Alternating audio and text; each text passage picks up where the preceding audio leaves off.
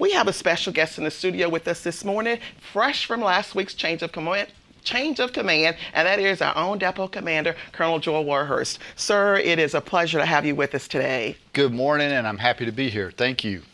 Okay, and your wife, sir, any plans to become involved with Depot activities and events? Sure, she's very committed to a lot of volunteer activities. When we left Virginia, she did a lot for the Girl Scouts. My daughter's in Girl Scouts, did a lot for the schools. So she's definitely looking forward to helping out where she can, for sure. Okay, and sir, when away from the job, tell us about your hobbies and interests. Well, I'm always on the job. In the Army, we work 24/7, but those few hours that I do get off, I like to stay in shape. I do my PT in the morning.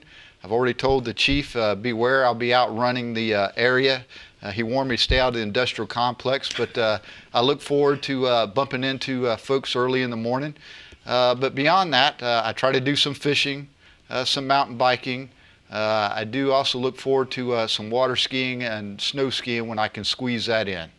Okay, and sir, for those who may have missed your explanation about your allegiance and football rivalries, will you please set the record straight? Well, great question, great question. But first, to kind of let everybody know, I did have one brother and an uncle, and his wife went to Auburn. But I did also have an uncle attend and play football for Alabama. And I mentioned that in the change of command, but what I failed to mention, and my two cousins wanted me to make sure I put it on the record. I had one cousin go to Marion and one go to Sanford. So I think we well represented all the Alabama universities. And that was a good response. Exactly. But as far as personally, I attended Tennessee Tech, so I got a pull for the Golden Eagles. And with all my years in Tennessee, unfortunately for you all, fortunately for me, go Vols. But that should make SEC football interesting here, and look forward to some good rivalry games throughout the season. Okay. And sir, we realize that you've been in command for less than a week, so we won't put you on the spot with any really in-depth questions. But let's begin with important thoughts or perspectives as it pertains to Depot operations. Great question. First, what I'd like to do is reinforce kind of some of the statements I made during the change of command. And in the change of command, I mentioned safety, quality, cost, performance, schedule, and all these are absolutely important. But at the end of the day, the reason they're important is because I truly believe, it's the soldier that's at the tip of the spear. So when they pull the lanyard, start the engine, move that selector switch from safe to fire, that equipment cannot fail. And so all those attributes to what we do, safety, quality, cost, performance, matter because it matters to the soldier. And ultimately, that's where our equipment's got to perform in the toughest, most austere environments in the world. And they're being used today. I mean, we got our equipment in operation in the hills and valleys of Afghanistan, across the deserts of Africa, and on the plains in Europe. And we're doing tough training with high op tempo.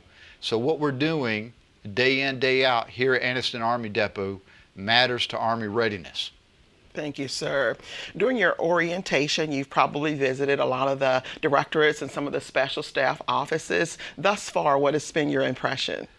I've been amazed. I've been to Anniston 3 or 4 times and had several tours, but now really starting to see all the intricacies of what's involved in this highly complex, dynamic organization is amazing.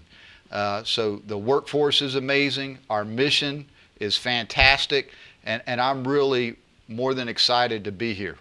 Well, we're happy to have you, but so our workforce will know, what are your expectations, not only of management, but for the entire workforce?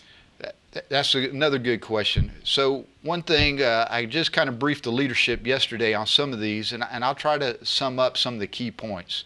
But excellence isn't a singular habit.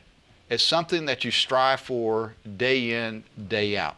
And it's the idea of continuous improvement, not just for the sake of lean events or hitting a magic number, but are we trying to make ourselves better, the organization better, and the work we perform better?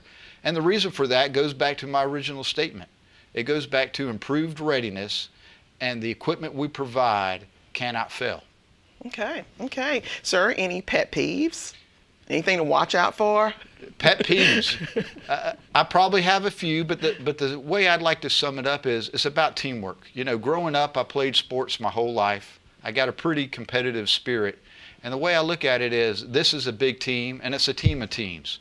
So we all got to work together to achieve our ultimate goal, and that's to provide readiness back to the Army.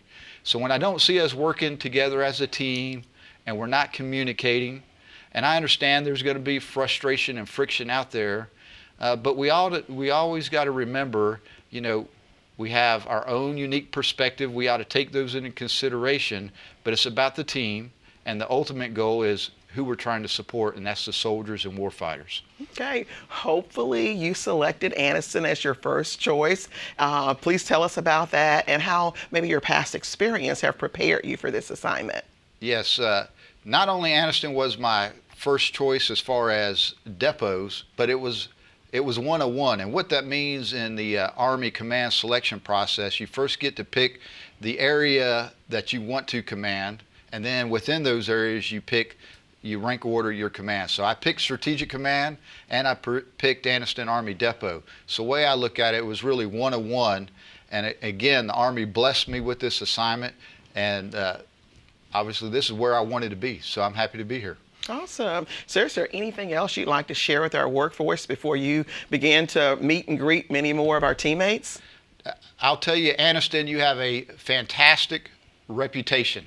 Everywhere I've gone prior to coming into command, everybody spoke extremely highly of this organization, everything you do. So your reputation, your legacy is set in concrete. And my goal is just to continue that strong legacy as we move forward, and those challenges that we have to face here in the future, we're going to work through those together. But it's a proud tradition here, and I'm happy to be a part of it. Well, Colonel Warhurst, we thank you so much for stopping by the studio this morning, and we thank you for starting your day with us. We know you've got a busy schedule, but we look forward to having you back in the studio, and for the next 2 years, you periodically appearing here, sharing with our workforce. I'm happy to be here, and thank you for the time. Look forward to it. Thank you, sir.